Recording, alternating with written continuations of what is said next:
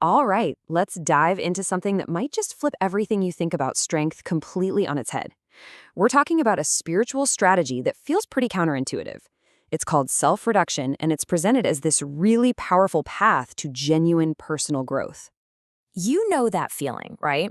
That constant struggle to make your point, to get the credit you know you deserve, to just prove your value? Well, the source material we're looking at suggests that this feeling comes from our default operating system. And honestly, it's a system that often leads to way more exhaustion than fulfillment. So, what's the alternative? It's this idea of self-reduction. Think of it as a strategic choice to retreat to advance. You're humbling yourself, not as a sign of weakness, but as a deliberate, powerful move to get ahead on a much deeper spiritual level. So here's our game plan for this explainer. First, we'll unpack what this retreat to advance strategy really means. Then, we're going to walk through a really practical 3-step path. After that, we'll look at how this actually works in real-world situations.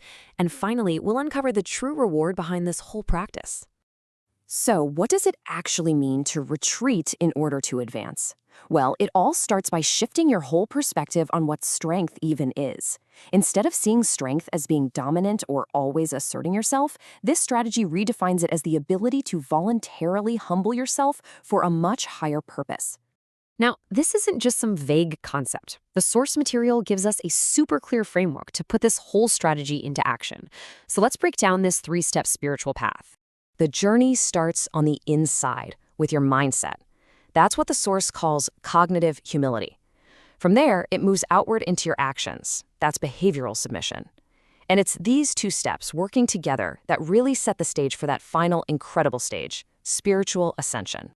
Okay, step 1 is all about what's going on in your head. It's the practice of admitting, hey, maybe I don't have all the answers. It's about recognizing that our own reasoning and our own sense of morality have limits. It's about letting go of that feeling of absolute correctness and instead actually seeking guidance from a higher power. Step 2, behavioral submission, is where the rubber meets the road. It's about actively choosing to serve. And the source material uses this really fascinating language here. It describes every single active service as a dimensional reduction attack on our own pride. What a powerful metaphor, right? It's like you're actively dismantling your own ego. And finally, spiritual ascension. This is just the natural result of the first 2 steps. The idea is actually pretty simple.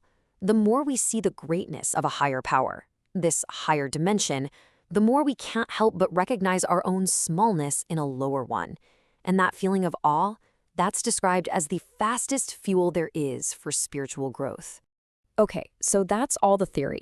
But what does this actually look like day to day? Let's get into the most practical part and see how this plays out in situations we all face. This is all about breaking what the source calls our old system habits. So picture this. You're in a big meeting, and a colleague totally takes credit for your work. Your old system, that gut reaction, is to fight back, right? Expose them, get your honor back. But the self-reduction choice is totally different. It's to choose silence, and in your heart, give that honor over to God, trusting that the truth is seen. And this choice is based on the principle you see right here, surrendering to a higher judge. Look, you might not get that praise from your boss, but the reward that's promised is internal. A deep sense of peace that doesn't even make sense. You're consciously letting go of the need to prove yourself in this material world. Or how about this one? We've all been there. A heated argument with a loved one. The old system wants to win, to be right, to have the last word. But the spiritual logic here says that the one who humbles themselves and has the courage to apologize first is actually operating on a much higher level. And this is just a brilliant way to explain the spiritual power behind that choice. By being the first to apologize, you're not just ending a fight. You are literally shutting down the human system of cause and effect. Blame and payback. And instead, you're hitting a reset button. You're activating a grace reboot system to restore the whole relationship. So what about when the fight is with yourself? When we fail or mess up. Our instinct is to hide it, cover it up, pretend we're strong. But the self-reduction choice is the exact opposite. It's to be brutally honest about our weakness, especially before a higher power. And I absolutely love this metaphor.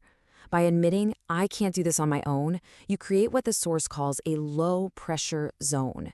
It's like your vulnerability opens up a space in the wall of your own limitations, and that allows a higher power's energy and grace to just flow right in and help you change. You know, in our age of social media, this last scenario couldn't be more relevant. The old system screams at us to get exposure for our good deeds. Do something nice, post about it. But the self-reduction choice is to serve in secret, help someone anonymously, do a thankless task, and tell absolutely no one. And here is why that is so critical. By giving up that earthly praise, you completely cut off the material feedback loop. The reward, this framework suggests, is then stored up in an eternal dimension. It makes your relationship with a higher power incredibly real because he's the only one who knows what you've done. So after all of this, all these little acts of humility, what's the end game? What is the true reward that we're actually working toward here? This quote just sums it up perfectly. The goal isn't some huge, heroic act of humility. It's about the small daily choices to let that kingly self, the part of us that needs to be right, that needs to be recognized, that needs to be in control, just die a little bit. And why is this so important? Because the source suggests that all the problems we see in our families, at our jobs, in the world, they all start with us as individuals. We can't force other people to change. The only real power we have is to start by changing ourselves and then hope that our transformation inspires those around us. So that really just leaves us with one final question to think about. After hearing all this, what old system habit in your work, in your relationships, or even just in your own mind, what are you going to choose to reboot today?